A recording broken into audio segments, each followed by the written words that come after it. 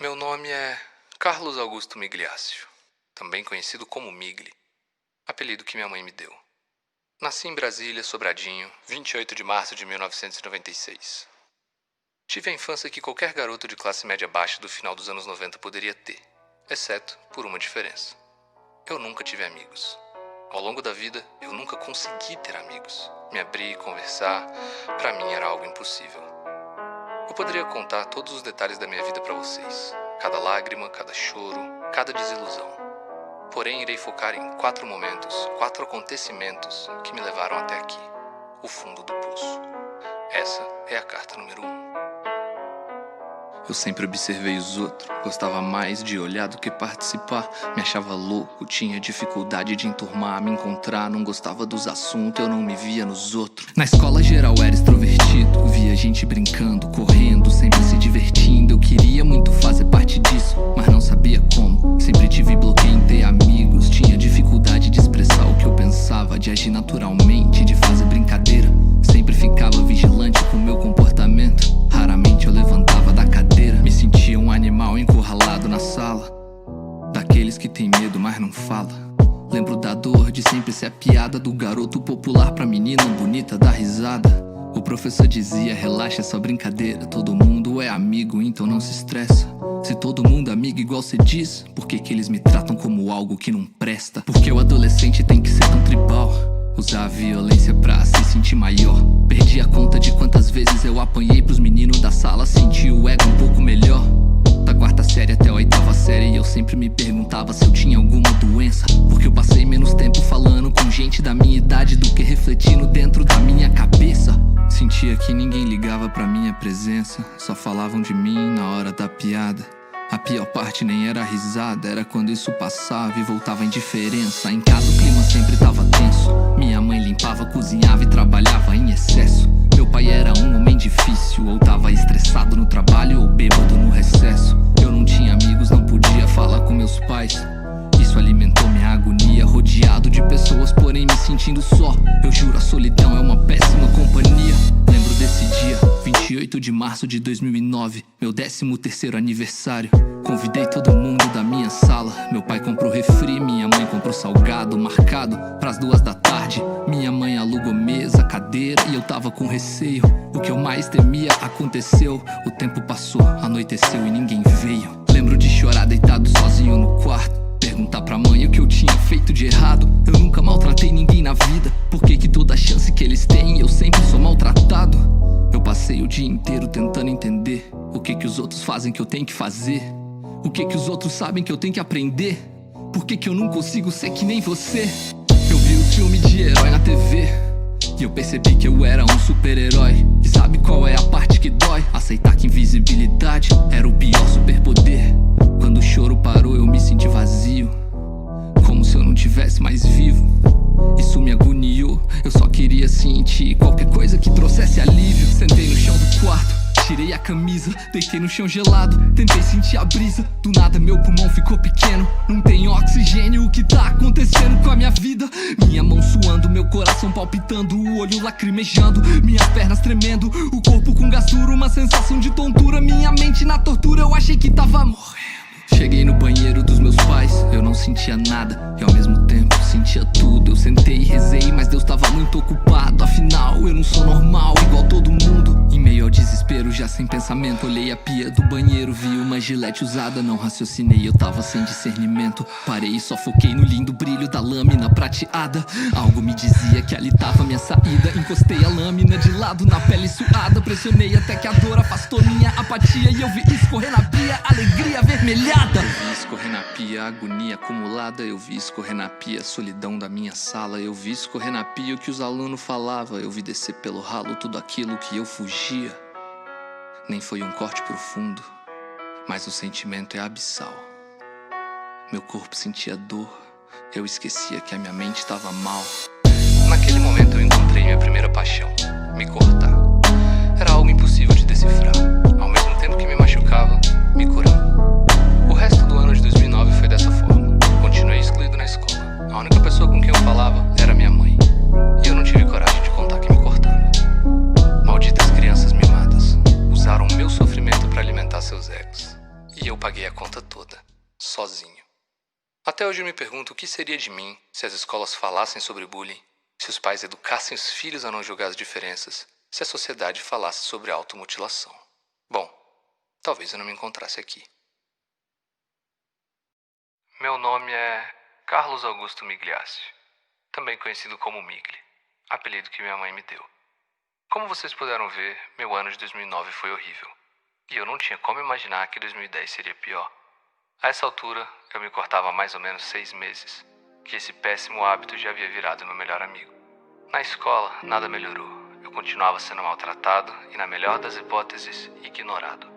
A única pessoa que me entendia um pouquinho era minha mãe, que estava muito ausente em casa devido a uma promoção no trabalho.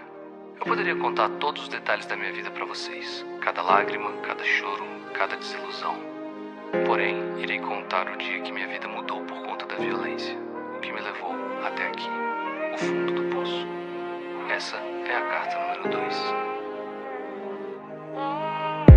Na escola eu continuava antissocial. A maioria dos alunos me tratava mal. Eu tinha medo de surtar igual um americano, comprar um cano e ver todo mundo ser legal. Pedi pra Deus o amor deles, pedi pra Deus o perdão deles, pedi pra Deus a morte de alguns deles, mas Deus nunca me ouviu porque sempre ouvia eles.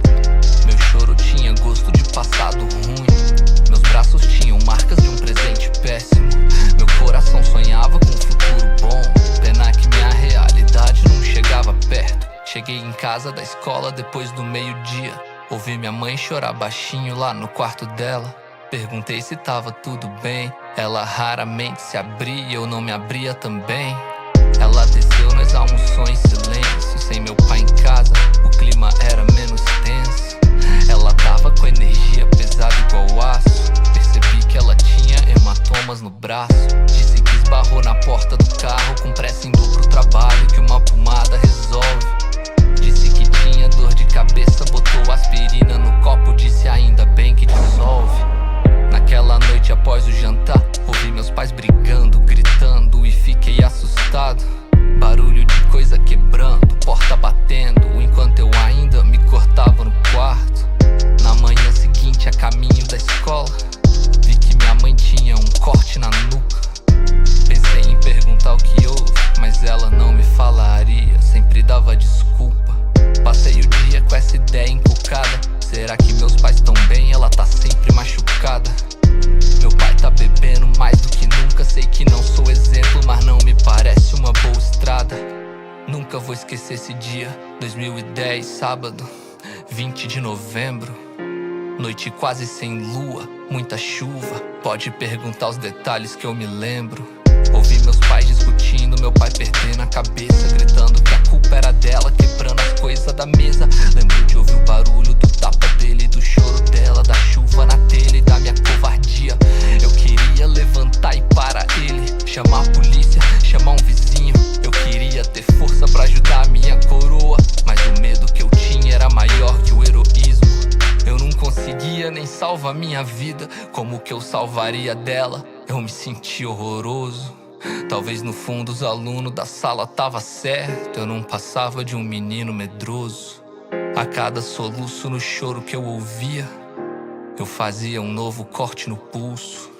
Pensei que se eu puxasse a dor da casa pra minha pele, talvez diminuísse a dor que ele causava nela. Meu sangue escorria junto com a culpa, tudo que eu pensava era: mãe, me desculpa. Desculpa por não conseguir te ajudar, desculpa por ser um covarde, desculpa por não ter coragem.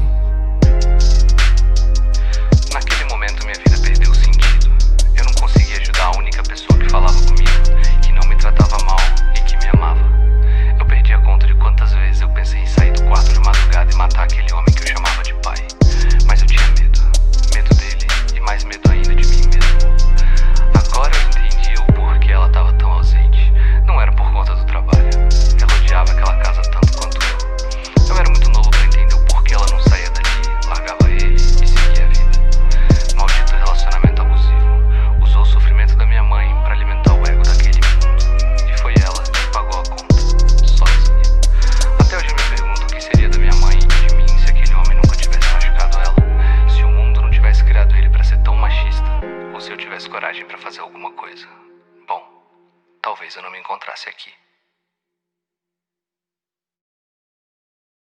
Meu nome é Carlos Augusto Migliaccio, também conhecido como Migli, apelido que minha mãe me deu. Depois que eu presenciei a violência dentro de casa, uma boa parte do meu coração morreu. Por um lado, tudo estava bem mais cinza. E por outro lado, eu comecei a me importar menos com tudo isso. O fato de me importar menos fez meu ensino médio menos doloroso. Eu até consegui fazer alguns colegas. Porém, ainda me cortava com muita frequência. Eu poderia contar todos os detalhes da minha vida para vocês. Cada lágrima, cada choro, cada desilusão. Porém, irei contar sobre o dia 17 de agosto de 2012. Uma festa que mudou minha vida e me colocou no fundo do poço. Essa é a carta número 3. Sempre me perguntei como eu vim parar no fundo do poço. Meus cortes do braço me dizem que a vida que eu levo tá osso. Sempre me perguntei como eu vim parar no fundo do poço. Meus cortes do braço me dizem que a vida que eu levo tá osso. Já não falava com meu pai há um tempo. Quando falava era somente sobre o necessário. Ele sempre tava pior, dobrou a cachaça em casa. Já adicionou palavras ruins pro seu vocabulário. No terceiro ano a escola melhorou um pouco. Não tinha amigos, mas fiz alguns colegas. O bullying continuava, só que mais leve. Eu tava um pouco mais feliz sobrevivendo às cegas. Fiquei sabendo de uma festa de uma mina de outra escola. Gente desconhecida, podia ser da hora. Era os 18 dela e a gente mais velha. E eu tava precisando de umas companhias novas. Sabia que meu pai nunca deixaria, por isso já tinha um tempo que eu mentia. Enquanto ele bebia eu saía pela janela, voltava antes de amanhecer. Ele nunca percebia. No dia da festa me arrumei bonito, jeans, manga comprida pra esconder os cortes. Passei no posto pra comprar uma catu, um maço de Lux Strike, uma garrafa de corote. Entrei na festa, vi uma cena comum. Menor embriagado, era só o que não faltava. Muita maconha e geral beijando na boca. De certa forma essa cena sempre me acalmava. Quando via desordem na vida dos outros, achava a minha desordem um pouco mais aceitável. Sentia que eu não era o único fudido, então no meio dos fudidos eu não seria indesejável. Sempre me perguntei como eu vim parar no fundo do poço. A falta de amigos dizia que a vida que eu levo era osso. Sempre me perguntei como eu vim parar no fundo do poço. A falta de amigos dizia que a vida que eu levo era osso. Em meio à festa vi uma mina de canto, com um olhar de melancolia, mas tinha certo encanto. Percebi que me encarava como se soubesse que nossa amargura se assemelhava um tanto. Ela era a única menina de manga comprida, eu era o único menino de manga comprida. Quando eu olhei no olho dela foi como se ouvisse sua voz dizendo: eu também odeio a vida. Pra afastar a timidez bebi um pouco. Entre trancos e barrancos consegui puxar assunto. Ela era uma pessoa incrível, falava tão pouco, mas dizia muito. Seu nome era Bianca Abrão, filha de pais divorciados pela traição. Também tinha cortes no pulso e forte pulsação. Muita emoção, gerou atração, prendeu minha atenção. Lá pras 3 da matina a festa tava vazia. Convidei a Bia pra beber lá no quintal. Falei que nunca tinha beijado na boca. Ela riu e disse que tinha uma ideia legal. Ela tava fumando me ofereceu um trago. Só aceitei porque a presença dela me anima. Antes já tinha até fumado uns baseado, mas Beck e Bira sempre zoava meu clima. Eu tava feliz, a Bia era nota 10. Finalmente alguém que não tinha preconceito. Tava um dia perfeito e ela perguntou se eu queria me divertir, pois conheci um jeito. Claro que eu respondi que sim. Na mesma hora ela tirou do bolso um ziplock com um pozinho branco, enrolou uma nota e esticou no banco, e disse que se eu experimentasse iria me alegrar um tanto. Aquela cena bugou minha mente. Como assim cocaína, droga do diabo e dos doentes? Droga de gente acabada no fundo do poço. Gente sem passado, sem futuro e sem presente. Porém a Bia não era nada disso, bem pelo contrário, parecia muito inteligente. Um belo sorriso eloquente, aparência saudável, ainda era muito atraente. Pera, pausa a história. Nesse momento eu tive um dos piores pensamentos da minha vida. As pessoas que sempre me disseram que cocaína era uma droga horrível foram as mesmas pessoas que me trataram como uma droga horrível, que me fuderam, nunca me deram atenção, carinho nem nada. A Bia, por outro lado, cheirava cocaína e me tratou super bem. Não me excluiu, não me expulsou, não me agrediu. Caralho, será que eu sempre vi o mundo de cabeça pra baixo? Sempre fiz tudo o que disseram que era certo e deu tudo errado. E se eu fizer o contrário? E se eu fizer o contrário? Naquele momento peguei a nota enrolada, coloquei no nariz e me aproximei do banco. Respirei com toda a força que eu tinha e por um segundo minha mente toda ficou em branco. Foi a melhor sensação de toda a minha vida, nariz ardendo e coração a milhão. Como se eu não tivesse nenhum problema, nenhuma decepção. Aquela foi a primeira vez que eu me senti vivo, afastou minha apatia e toda a depressão. A sensação era igualzinha a se cortar, só que multiplicado por 1 milhão. Sempre me perguntei como eu vim parar no fundo do poço. O pau no nariz me dizia que a vida que eu levo era osso. Sempre me perguntei como eu vim parar no fundo do poço. O pau no nariz me dizia que a vida que eu levo era... Naquele momento, minha vida mudou. Eu encontrei minha segunda paixão, a cocaína. Era algo libertador. Eu me sentia forte, novo, invencível. Eu não me sentia quem eu realmente era. Cicatrizes e lágrimas. Dali pra frente, a cocaína virou algo presente no meu dia a dia. E junto ao hábito de me cortar, curavam quase que qualquer dor que eu tinha. Maldita cocaína, se alimentou da minha fraqueza para me deixar às margens da sociedade. E fui eu que paguei a conta toda, sozinho. Até hoje eu me pergunto o que seria de mim se as escolas falassem sobre drogas de uma forma realista, sincera, e não desse jeito sensacionalista. Bom, talvez eu não me encontrasse aqui.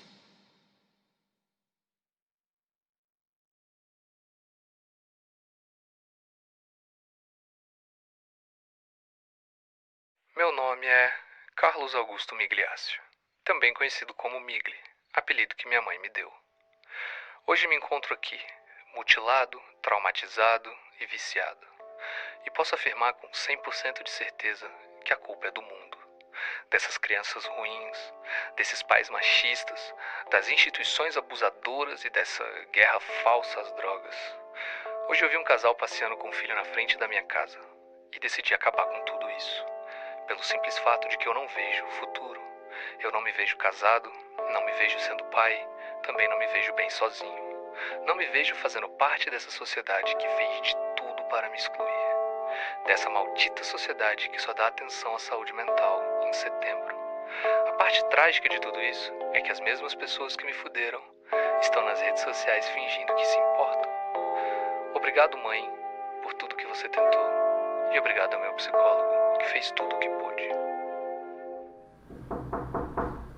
Pode entrar. E aí, Fabrício, tranquilidade? Tudo bom, cara? Daquele jeito. Me conta aí como é que foi a semana. Ai, cara, essa em particular foi um pouquinho mais delicada. Tá ligado? Tu lembra aquele paciente que eu tinha, o Miguel? Me lembro, cara. Pois é, mano. Rolou muita coisa, tá ligado? Admito que isso me acertou de um jeito delicado. Eu jurei que conseguiria ajudá-lo. Ele viveu no inferno por muito tempo. Eu temia que isso mataria ele por dentro. No início ele ainda tinha brilho no olhar. Falava muito em mudar, crescer, melhorar. Vê a vida por outro lado, busca novas experiências. A tendência era ele se encontrar. No final o discurso já era outro. Falava em concluir tudo, não em tentar de novo. Falava que tava cansado e eu conseguia sentir todo esse cansaço na voz dele. Eu tentei tudo que tava ao meu alcance, o que eu encontrava, mas eu me via em tanta coisa, isso me limitava. Tipo, que merda de mundo é esse? Eu sempre me perguntava, isso, cara, é inacreditável que alguém passe por uma dessas coisas sequer. Seja homem ou mulher, seja preto ou seja branco, a depressão leva ao mesmo final. E o foda é que ela vem de todo canto. Como podem pais serem ausentes ao ponto de não ver o seu filho deprimido? Ou pior, como podem ser ausentes ao ponto de não ver que seus filhos deprimem os outros pra suprir o seu vazio existencial? Se ele fosse aceito no ensino fundamental, talvez ele não tivesse vivido esse inferno astral. É verdade. Se as crianças da escola soubessem quem ele era por dentro, teriam se apaixonado por ele. Um menino atencioso, tão carinhoso, mas só sabia demonstrar as coisas do jeito dele. A merda do mundo criou o pai dele agressivo. Ele chorava por não ter forças, mas quem teria? Como ele encontraria força se nem a conhecia? Eu tentei mostrar que ele não tinha culpa, mas eu não conseguia. Quando ele me contou que tava cheirando, eu fiquei triste, mas sabia o porquê. Aquilo trazia força que ele não tinha, o melhor que o mundo nunca deixou ele ter. Quando a mãe dele me ligou chorando, na hora eu sabia que ele tinha se matado. E quando a mãe dele disse que ele deixou 4 cartas, eu já sabia exatamente o que ele tinha anotado. Às vezes me sinto amarrado, incapacitado. Lidar com esse assunto é tão delicado. A gente acha que o filme vai ter um final feliz, mas a real é que o roteiro é improvisado. Entre a vida e a morte, a depressão é só um elo, e só debatem isso no Setembro Amarelo. E mesmo tendo só um mês pra falar sobre depressão, vocês escolheram falar de Luísa e de Vitão. Todo mês de janeiro morre um migre, fevereiro também, março idem, abril mais 1, maio mais 3, junho mais 5, em julho mais 10, em agosto mais 20, em setembro falamos um pouco sobre, outubro esquecemos e morrem mais 100, novembro eu já não consigo mais ter a conta, dezembro é só luto quando o ano novo vem. Eu não acho que depressão seja um problema pessoal, é um problema social, mas ninguém tem tempo ou empatia pra ser parte dessa solução. Acham que vão mudar o mundo na internet escrevendo um textão. Ou você é parte do problema ou da solução do mundo. E a pergunta é, eu vou ter que ver mais quantos defuntos até vocês aceitarem que tem que dar atenção pra essa porra desse assunto. Ao longo da minha carreira, as pessoas sempre trouxeram histórias como a do Migli pra mim. Depressão, abuso, violência e drogas. E com o passar dos anos eu fui vendo a necessidade de fazer esse projeto. Saiba que você não tá sozinho nessa, irmão.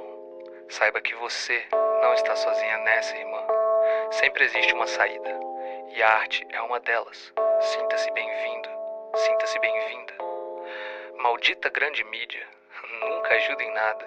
E eu tive que pagar essa conta sozinho. Se vocês não tivessem se aberto comigo e contado as histórias de vocês, definitivamente eu não me encontraria aqui.